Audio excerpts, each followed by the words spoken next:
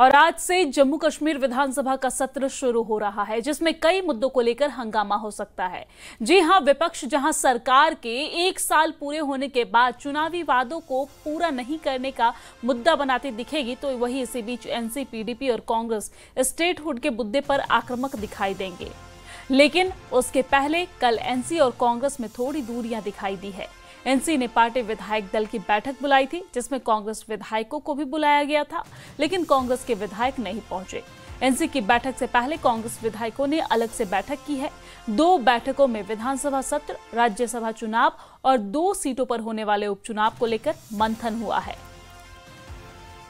तो आपको जानकारी दे दें कि कल नेशनल कॉन्फ्रेंस की तरफ से शाम 6:30 बजे श्रीनगर में बैठक बुलाई गई थी, जिसमें कांग्रेस के भी विधायकों को आमंत्रित किया गया था, लेकिन कांग्रेस ने उससे पहले 4 बजे के आसपास अपनी बैठक बुलाई, जिसमें चर्चा की गई और उसके बाद कांग्रेस पार्टी ने नेशनल कॉन्फ्रेंस की बुलाई गई बैठक से दूरी बना ली है। इसको लेकर अब चर्चा पूरे जम्मू कश्मीर में तेज है। हालांकि आज विधानसभा सत्र का पहला दिन है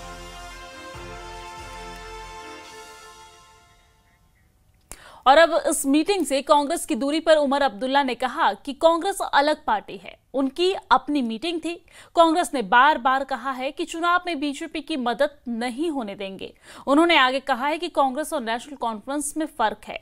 हमारे फैसले यहां होते हैं और उनके फैसले दिल्ली में होते हैं। कांग्रेस नेताओं को दिल्ली के फैसले का इंतजार करना पड़ता है। कांग्रेस आलाकमान के फैसले भी बीजेपी के पक्ष में तो नहीं होगा। वही कांग्रेस ने नगरोटा सीट नेशनल कॉन्फ्रेंस के लिए छोड़ी।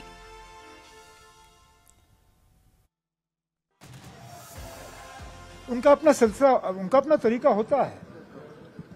उनकी पार्टी और हमारी पार्टी में इतना तो फर्क है कि उनकी जो यहाँ पे लीडरशिप है, उनको अपने हाईकमांड के सिग्नल का इंतज़ार करना होता है। हम अपने फैसले यहीं करते हैं, लेकिन ये कोई नई बात नहीं है, ना इससे किसी को कोई परेशानी होनी चाहिए। उनका हाईकमांड का भी सिग्नल तो ऐसा नहीं होगा जिससे कि बीजेपी को फ़ायदा हो। लेकिन जिस तरह नगरोटा की सीट के लिए भी, हालांकि वो लड़ने के लिए तैयार थे लोकल लेवल पे, लेकिन हाईकमांड के सिग्नल का इंतज़ार कर रहे थे। हाईकमांड ने वो सीट नेशनल कॉन्फ्रेंस के लिए छोड़ी और हमने अपना उम्मीदवार जो है मैदान में उतार दिया। तो उमर अब्दुल्ला तो कह रहे हैं कि सब ठीक है, लेकिन जम्मू कश्मीर कांग्रेस अध्यक्ष तारिक हमीद कर्रा ने जो बयान दिया है वो बहुत बड़ा है। कर्रा का कहना है कि पिछले कुछ दिनों से जो कुछ भी हुआ है उससे हमारा विश्वास डगमगा गया है। ऐसे में पार्टी हाईकमान को सब कुछ बताना बेहद जरूरी है। आगे के फैसले को लेकर हाईकमान के आदेश का इंतजार है।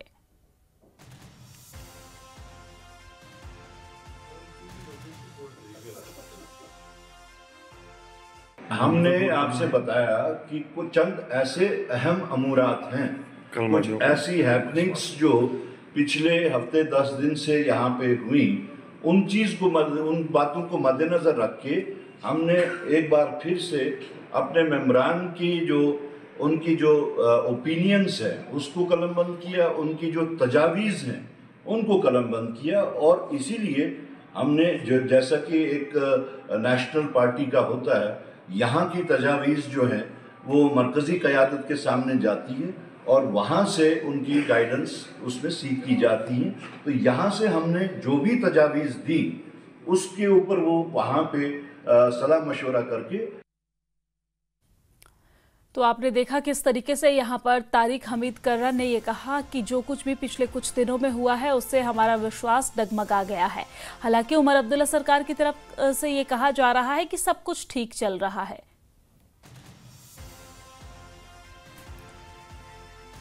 और इसी खबर पर ज्यादा जानकारी के साथ हमारे संवाददाता श्रीनगर से मुदस्सिर कादरी हमारे साथ लाइव जुड़ गए हैं। मुदस्सिर, जहां पर एक तरफ उमर अब्दुल्ला सरकार ये दावा कर रही है कि महागठबंधन में सब कुछ ठीक चल रहा है, तो वहीं दूसरी तरफ हम देख रहे हैं पिछले कुछ दिनों में, चाहे वो उपचुनाव को लेकर हो या फिर राज्यसभा चुनाव को लेकर हो, खटपट दिखी भी है और इसका असर भी दिखा है। लेकिन उमर अब्दुल्ला सरकार का ये दावा है कि सब कुछ ठीक चल रहा है।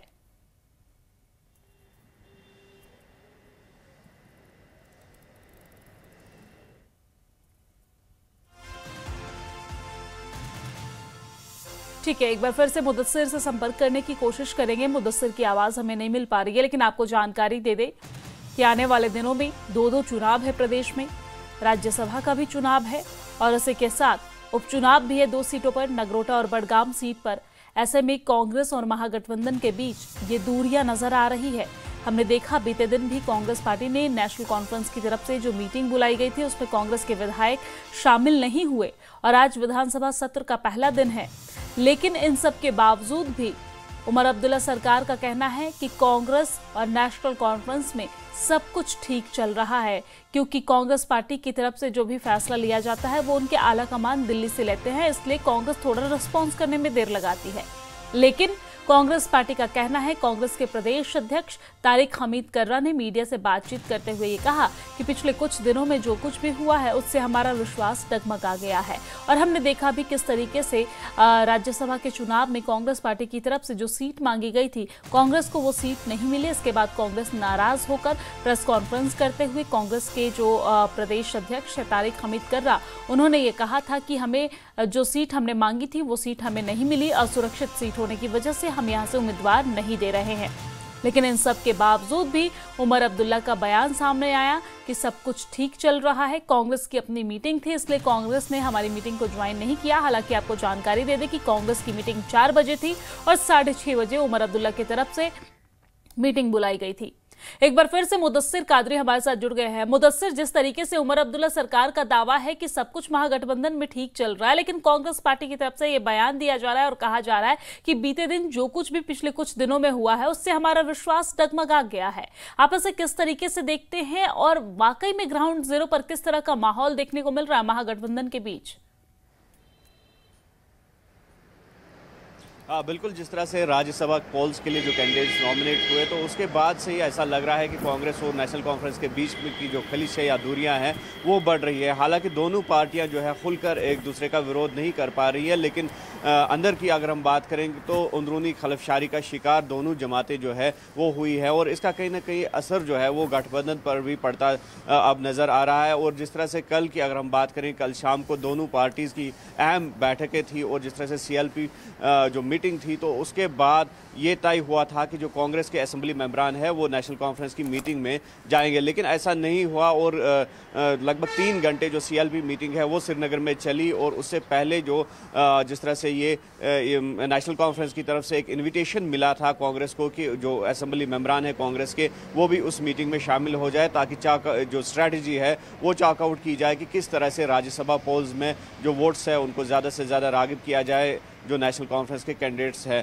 तो उनके हक में। लेकिन उसके बाद जिस तरह से CLP की मीटिंग रही और उसमें 6 असेंबली मेंबरान जो थे कांग्रेस के वो शामिल रहे और उसके बाद तारिक हमीद कर्रा जो कि JKPC के चीफ है उन्होंने ये कहा कि जो जज्बात है MLAs के या फिर जो जिस तरह से इमोशन उनको भी मद्देनज़र रखा गया और जो एक्टिविटीज़ जो डेवलपमेंट्स हालिया दिनों में हुई तो उसको भी मद्देनज़र रख के ये फैसला लिया गया है कि जो CLP मीटिंग है उसको मज़ीद बढ़ा दिया गया है आज शाम तक। और आज शाम को ऐसा लग रहा है कि जो CLP मीटिंग है वो असेंबली मेंबरान जो है वो फिर एक बार मिलेंगे और तब तक जो है इल्तिवा में रखा गया इस मीटिंग को। और तारिक हमीद कर्रा ने ये कहा कि जो भी डेवलपमेंट्स हुई है तो उससे आगाह करना था जो सेंट्रल लीडरशिप है पार्टी की और तमाम जो है एक तहरीरी मकतूब बनाया गया है और जिससे जो है सेंट्रल लीडरशिप को सौंप दिया गया है और उसके बाद जो फैसला लेना हतमी होगा वो सेंट्रल लीडरशिप पर मुनहसर करता है और सेंट्रल लीडरशिप की जानिब से जो भी डायरेक्शंस आती है तो उस पर अमल आवरी होगी। तो कहीं ना कहीं जो मीटिंग से गैर हाजिर कांग्रेस के असेंबली मेंबरान रहे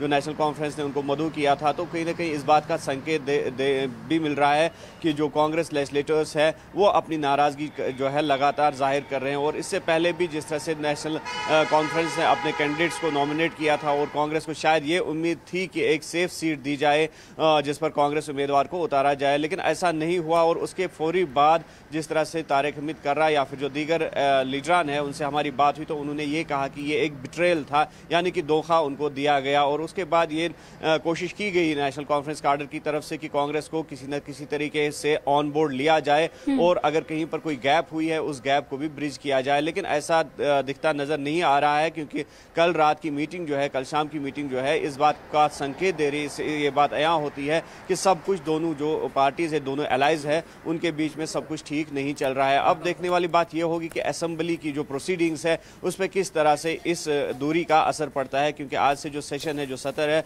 वो भी शुरू होने वाला है। ऑटम सीजन जो सेशन है असेंबली का, तो वहाँ पर सरकार को घेरने की हर तरह से जो है कोशिशें की जा रही है, चाहे बीजेपी की बात करेंगे, पीडीपी की बात करेंगे या फिर जो इंडिपेंडेंट एमएलएज है। तो इसमें कांग्रेस किस तरह से सरकार का साथ देती है, तो ये भी देखने वाली बात होगी। और किस तरह से अगर कांग्रेस जो है सरकार पर अटैक नहीं, दावा नहीं बोल सकते हैं, लेकिन क्या उसके सरकार के डिफेंस में कांग्रेस आती है, ये भी देखने वाली बात होगी। तो कुल मिलाकर हम ये कह सकते हैं कि जो गैप्स है वो बढ़ती नज़र आ रही है, क्योंकि जिस तरह से तारिक हमीद कर्रा ने कहा कि अब जो हतमी फैसला है वो सेंट्रल पार्टी लीडरशिप को लेना होगा और सेंट्रल हाईकमांड का जो फैसला होगा उसी पर अमलावरी होगी। कांग्रेस पार्टी का कहना है कि जो भी फैसला है वो आलाकमान करेगी, लेकिन इधर खटपट की खबर सामने आ रही है और आज विधानसभा का सत्र भी है मुदस्सिर, तो सबकी नजर विधानसभा के सत्र पर टिकी हुई है कि कांग्रेस का इस विधानसभा के सत्र में क्या रुख रहने वाला है। आप हमारे साथ जुड़े रहिए, आपके पास लौटूंगी, लेकिन इससे बीच एक और बड़ी खबर सामने आ रही है। हम अपने दर्शकों को वो बड़ी जानकारी दे दें जहां पर विधानसभा सत्र को लेकर भारतीय जनता पार्टी के विधायक दल की बैठक भी होनी है। कुछ देर में ये मीटिंग शुरू होगी और विधानसभा सेशन को लेकर विपक्ष के नेता सुनील शर्मा इस मीटिंग की अध्यक्षता करेंगे। पार्टी विधायकों के साथ सत्र की रणनीति तैयार की जाएगी और सरकार को घेरने का प्लान भी बनाया जाएगा। तो बड़ी जानकारी हम आप तक पहुंचा रहे हैं, जहां पर आज से विधानसभा सत्र की शुरुआत होने वाली है। हमने देखा बीते दिन कांग्रेस पार्टी की तरफ से मीटिंग बुलाई गई थी, कांग्रेस ने अपनी मीटिंग बुलाई, नेशनल कॉन्फ्रेंस ने अपनी मीटिंग बुलाई। हालांकि नेशनल कॉन्फ्रेंस की मीटिंग में कांग्रेस को निमंत्रण दिया गया था, लेकिन कांग्रेस पार्टी वहां पर नहीं पहुंची, कांग्रेस के कोई भी विधायक नहीं पहुंचे। और इधर आज सरकार को घेरने के लिए भारतीय जनता पार्टी के तमाम विधायकों की बैठक बुलाई गई है, जिसकी अध्यक्षता सुनील शर्मा करने वाले हैं। और आपको जानकारी दे दें कि इसको लेकर बस कुछ ही देर में बैठक की शुरुआत होने वाली है, मीटिंग की शुरुआत होने वाली है।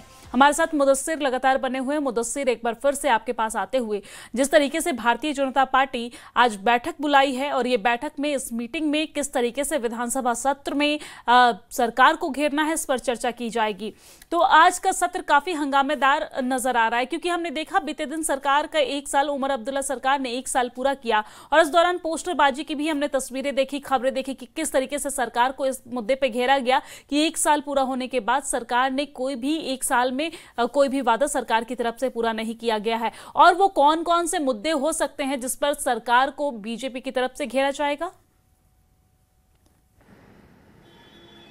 बिल्कुल, जिस तरह से आपने कहा कि आज से जो है ऑटम सेशन जो है जम्मू कश्मीर असेंबली का, तो वो यहाँ पे शुरू होने वाला है। और ऑबिचुअरी रेफरेंसेस पहले दिन जो है, यानी कि आज के दिन उन मेंबरान जो फॉर्मर मेंबरान रहे हाउस के, तो उनको श्रद्धांजलि पेश की जाएगी, जिसमें जो फॉर्मर गवर्नर है जम्मू कश्मीर के सत्यपाल मलिक या गुलचैन सिंह चाड़क, जिनको अभी जो है कुछ दिन पहले ही निधन हुआ था, तो उनको जो है श्रद्धांजलि पेश की जाएगी। लेकिन देखने वाली बात यह होगी कि जिस तरह से लास्ट ईयर हमने देखा, जो पहला सेशन था इस सरकार यूटी सरकार के बनने के बाद, तो उस पहले ही दिन जो ऑबिचुअरी रेफरेंसेस हुई थी, तो ऑबिचुअरी रेफरेंसेस के फौरी बाद जो है पीडीपी के एमएलए वहीद रहमान पर्रा ने जो था रेजोल्यूशन जो है रेस्टोरेशन ऑफ 370, तो उस रेजोल्यूशन को जो है पेश करने की कोशिश की थी, जिससे हंगामे की नज़र पूरा वो सेशन हो गया। तो आज भी ये देखने वाली बात होगी कि क्या आज का दिन जो है ये ऑबिचुअरी रेफरेंसेस तक ही महदूद रहेगा, या कोई एमएलए जो है, चाहे बीजेपी की बात करेंगे या पीडीपी की बात करेंगे,